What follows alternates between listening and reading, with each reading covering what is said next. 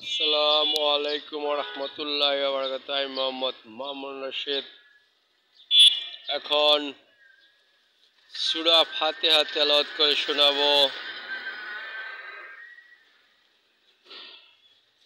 প্রতিদিন সকালবেলা উঠে যারা মোবাইল দেখেন বা শুনেন, তারা প্রথমে সূরা ফাতিহা পড়ে নেবেন, শুনে নেবেন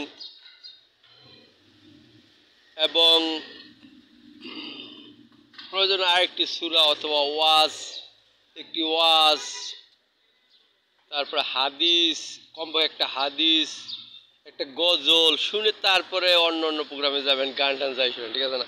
প্রথমেই ঘুম থেকে উঠি গান ছবিতে যাবেন না, ঠিক আছে না? আমরা মুসলমান যারা, ঠিক আছে, তাদের বলছি আর কি। হয়ে যাক সূরা ফাতিহা। আউ Likey